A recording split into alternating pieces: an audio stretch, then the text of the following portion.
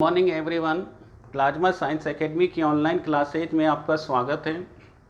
मैंने आपको कोलाइडी कणों पर उत्पन्न आवेश के बारे में बताया था, जिसमें दो विधियां बताई थी। एक बताया था सेलेक्टिव एड्जॉर्प्शन और दूसरा मैंने बताया था उनके बनाने की विधियां। अब देखो इधर, इसके बाद में आता है वैद्युतिक स्तर का सिद्धांत। वैद्युतिक स्तर का सिद्धांत, इस सिद्धांत में ये माना जाता है कि प्रत्येक कोलाइडी कण के चारों ओर दो लेयर होती है, क्योंकि नाम से पता चल रहा है द्विक स्तर मतलब डबल लेयर। डबल लेयर, वैद्युत मतलब electric, theory of electric double layer. ठीक है, वैद्युतिक स्तर सिद्धांत। तो theory of electric double layer में बताया था कि प्रत्येक जो कोलाइडी कण है, जैसे अपन ने ये मान लिया ये क्या है, कोलाइडी कण है FeOH का होल थ्राइस। ठीक है, ये फेरिक हाइड्रोक्साइड का कोलाइडी कण है। तो प्रत्येक कोलाइडी कण के चारों ओर दो लेयर पाई जाती है। कितनी लेयर पाई जाती हैं? दो लेयर पाई जाती हैं। जैसे ये कोलाइडी कण है और इसके चारों ओर जो लेयर पाई जाती है, जैसे मैंने ये लेयर बना दी है, ये लेयर कांस्टेंट लेयर कहलाती है, स्थिर लेयर। कांस्टेंट लेयर मतलब स्थिर। ये लेयर कैसी होती है? स्थिर होती है। इस कोलाइडी कण के चारों ओर भी क्या होते हैं? आयन होते हैं। क्या होते हैं? आयन होते हैं। और जो आयन होते हैं वो कैसे होते हैं? स्थिर होते हैं। जैसे अपन ने इसमें बना दिया Fe+3 ion, Fe+3, Fe+3, Fe+3।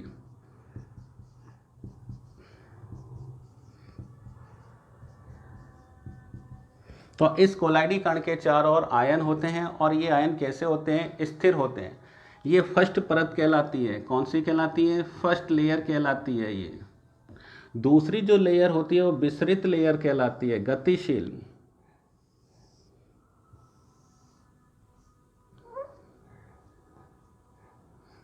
ये लो, ये कौन सी कहलाती है? विसरित। इसका नाम विसरित क्यों है? विसरित लेयर, ये सेकंड लेयर है। इसके अंदर भी आयन होते हैं, जो आयन होते हैं वो गतिशील अवस्था में होते हैं। कौन सी अवस्था में? गतिशील अवस्था में होते हैं। ये लो, ठीक है, ये कोलाइडी कण है। कोलाइडी कण।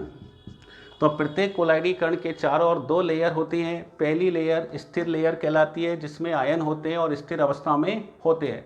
दूसरी लेयर विसरित लेयर कहलाती है, जिसमें भी आयन होते हैं, लेकिन कौन सी अवस्था में होते हैं? गतिशील अवस्था में होते हैं, इसलिए ये विसरित लेयर कहलाती है। इन दोनों लेयरों के अंदर जो आयन होते हैं उनका जो परिमाण होते हैं, परिमाण में समान होते हैं। परिमाण में कैसे होते हैं? समान होते हैं, लेकिन उनकी प्रकृति एक दूसरे के अपोजिट होती है। ये प्लस है तो ये माइनस होगी। ठीक है, तो परिमाण में समान या आवेश की मात्रा कैसी होती है? इनके ऊपर समान होती है। और इनकी प्रकृति कैसी होती है? एक दूसरे के अपोजिट होती है। इसलिए ये एक दूसरे के आवेश को क्या कर सकते हैं? निरस्त कर सकते हैं। ठीक है, तो देखो, एक परत में धनावेश है और दूसरी परत में ऋणावेश है। दोनों पर आवेश की मात्रा समान है, लेकिन प्रकृति अलग अलग है। दोनों की प्रकृति अलग अलग होने के कारण इन दोनों परतों के बीच विभव उत्पन्न हो जाता है। और उस विभव का जो नाम है वो है जीटा विभव। कौन सा विभव? जीटा। वो विभव क्या कहलाता है? जीटा विभव कहलाता है। और इसे वैद्युतिक स्तर का सिद्धांत कहते हैं।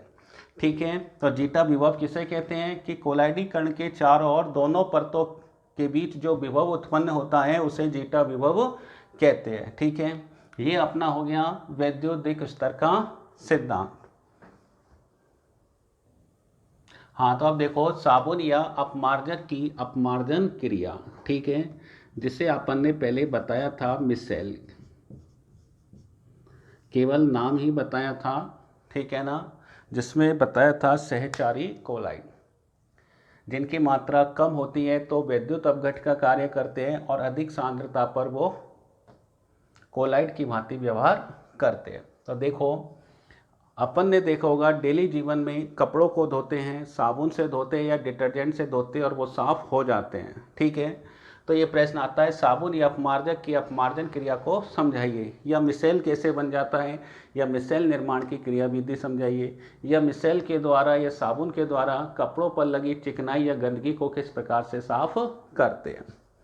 अब अपन बात करते हैं, देखो यहाँ देखो C17H35 COONA, ये सोडियम स्टीयरेट का सूत्र है। सोडियम स्टीयरेट ये साबुन होता है, क्या होता है, साबुन।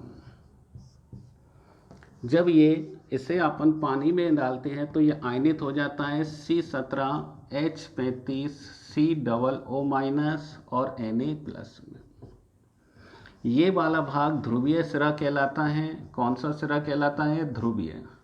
ध्रुवीय सिरा वो सिरा होता है जो जल स्नेही होता है, ये मान लो जल स्नेही, जो जल के संपर्क में होता है, हाइड्रोफिलिक, इंग्लिश में क्या बोलते हैं, हाइड्रोफिलिक। और ये जो सिरा होता है ये हाइड्रोकार्बन सिरा होता है। हाइड्रोकार्बन मतलब अध्रुवीय सिरा, नॉन पोलर, अध्रुवीय नॉन पोलर, ठीक है। ये पोलर होता है, ये नॉन पोलर होता है, ये हाइड्रोफिलिक होता है और ये हाइड्रोफोबिक होता है, ठीक है। इसे अपन सामान्य तौर पर दिखाएं तो इसे अपन ऐसे शो कर सकते हैं, इसे ये हेड होत कहलाता है और ये टेल कहलाता है। हेड वाला सिरा COO- होता है और टेल वाला सिरा C17H35 होता है, मतलब हाइड्रोकार्बन वाला भाग होता है, ठीक है। तो यहाँ देखो ये अपन ने सोडियम, ये स्टीयरेट आयन है। कौन से आयन है, ये स्टीयरेट आयन, स्टीयरेट आयन है। तो इसको दो भाग हो गए, एक हो गया हेड और एक हो गया टेल। हेड वाला जो भाग होता है वो कैसा होता है, ध्रुवीय सिरा होता है। कैसा होता है, ध्रुवीय सिरा, ठीक है। हेड वाला कैसा होता है, ध्रुवीय सिरा, और ये वाला सिरा कैसा हो गया, नॉन पोलर, ठीक है, अध्रुवीय सिरा। ये जल के संपर्क में होता है और जो हाइड्रोकार्बन वाला सिरा है वो चिकनाई या गंदगी के संपर्क में रहता है, ठीक है। तो जब इसे क्या करते हैं, पानी में डालते हैं तो इसका जो टेल वाला भाग है जिसे अपन कांटों के रूप में या शूक के रूप में दर्शाते हैं, तो ये टेल वाला भाग तो जल के भीतर रहता है और जो हेड वाला है वो पानी की सतह के ऊपर रहता है। और जब ये ऐसा रहता है तो देखो इधर,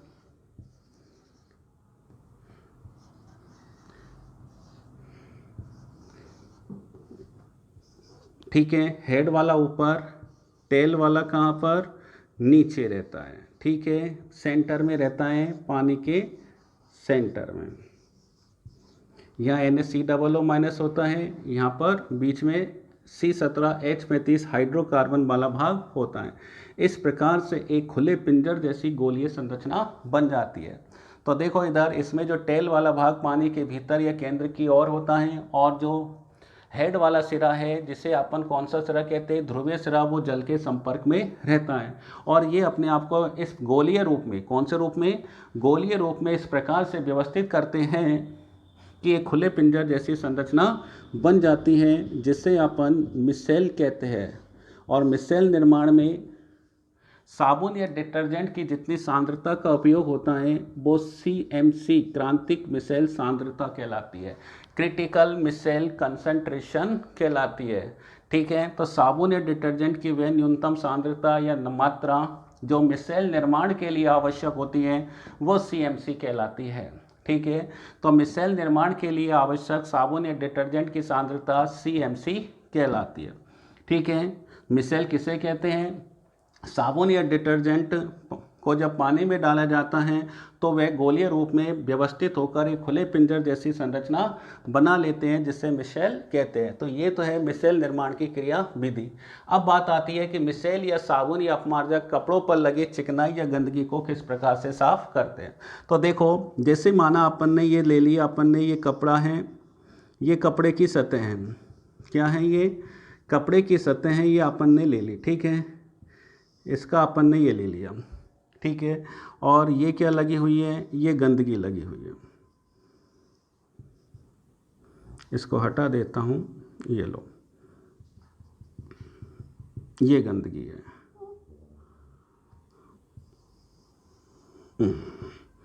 ठीक है, ये कपड़े की सतह हैं, कपड़े की सतह, और ये अपन ने क्या ले ली, चिकनाई या गंदगी। अगर सवाल आ जाता है अपमार्जन क्रिया को, तो अपन को यहाँ से लिखेंगे कि जब कपड़े की सतह को किस में डाला जाता है, पानी में डाला जाता है, और पानी में क्या होता है, साबुन या अपमार्जक का घोल। तो जब कपड़े को साबुन या अपमार्जक के घोल में डाला जाता है तो सबसे पहले साबुन या अपमार्जक क्या करेगा, मिसेल का निर्माण करेगा। किसका निर्माण करेगा, मिसेल का निर्माण करेगा। तो यहाँ देखो, ये कपड़े की सतह हो गई, तो यहाँ ये जो मिसेल है वो इसके अंदर फंस जाते हैं। फंसेंगे कौन, ये कांटे वाला जो भाग है वो कपड़ों पर लगे चिकनाई या गंदगी में फंस जाता है, ठीक है, कांटे की तरह। जैसे अपने कांटा घुसता है तो जो पतला जो नुकीला वाला भाग है वो अपनी त्वचा में घुस जाता है और उसका जो मोटा भाग है वो बाहर रह जाता है। ठीक इसी प्रकार जो इसका नुकीला जो सिरा है वो चिकनाई या गंदगी के अंदर प्रवेश कर जाता है, ठीक है, और जो ध्रुवीय सिरा है वो जल के संपर्क में रहता है। थर्ड स्टेज में यदि अपन बात करें तो ये थर्ड स्टेज देखिए, इसमें क्या होगा, ये जो गंदगी है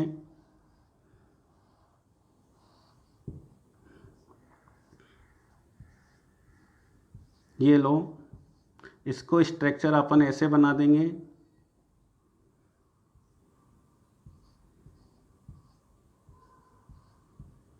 ये लो, ठीक है, झुंडी ऊपर बनाना।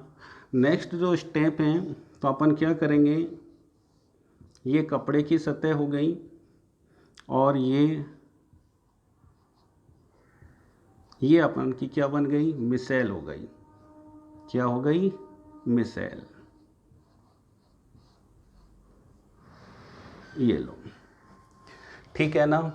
तो ये ध्यान रखना, तो जब अपन किसी कपड़े को साबुन या अपमार्जक के जलीय विलयन में डालते हैं तो जो मिसेल का जो कौन सा भाग है, हाइड्रोकार्बन या अध्रुवीय जो सिरा है वो तेल या चिकनाई के भीतर चला जाता है, और जो ध्रुवीय सिरा है वो जल के संपर्क में रहता है।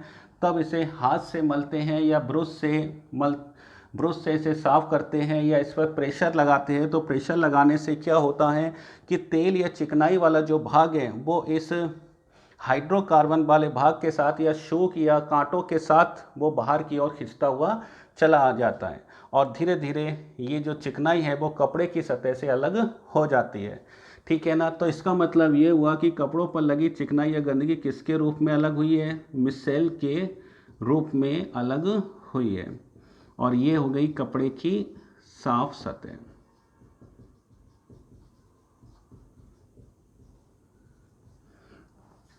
ये कौन सी सतह थी, अशुद्ध सतह, कपड़े की अशुद्ध सतह। तो इस प्रकार से साबुन या अपमार्जक का जो जलीय विलयन है वो कपड़ों पर लगी चिकनाई या गंदगी को साफ कर देता है। इसको अपन यू भी बना सकते हैं,